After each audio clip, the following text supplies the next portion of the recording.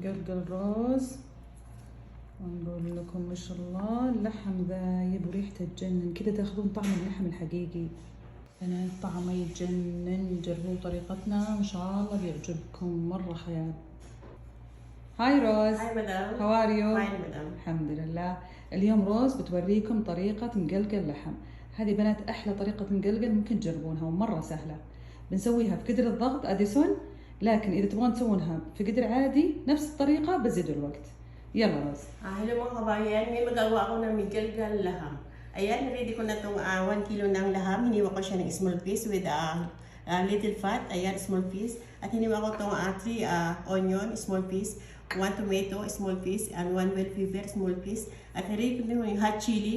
At itong black powder, maharat powder at konting salt. في بنات دائما يسألوني يقولون كيف تشغلين قدر الضغط. هو طريقته مرة سهلة يا بنات. أول شيء تضغطون تسخين، بعدين نضغط لحم لأني بسوي لحم، بس بزيد الوقت ما يكفي 20 دقيقة، أنا بخليها 45 دقيقة. تغيرون من هنا، تنقصون أو يعني تزيدون الوقت. 36 دقيقة بنخليه كذا. خلاص الحين هو يشتغل، خلاص يثبت على هالوقت.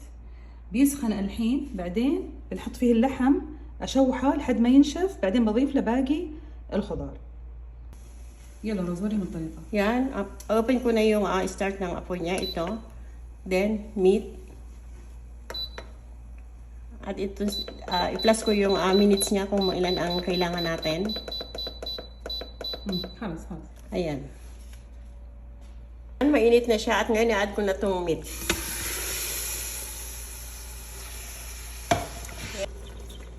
Ayan, hinalo ko siya ng konti hanggang mag-white ang kulay niya. Ayan, at ngayon i-add ko na itong hiniwa kong onion. At add ko na rin itong tomato. Sa top lang din siya. At itong bell pepper. Ayan, i-arrange ko lang dito sa top yung ingredients niya. At ngayon add ko na itong spicy niya. At add ko na rin itong hot chili. Lagay ko lang siya sa top.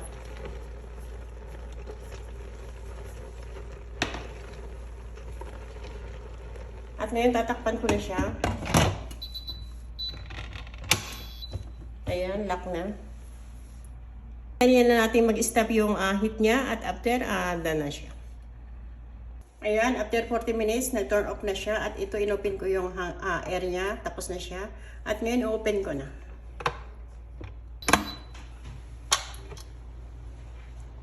Ayan, ilagay ko na siya sa malinis na lagyan at ngayon, ready to serve na siya and ready to eat. Pwede natin siyang i-ulam sa white rice or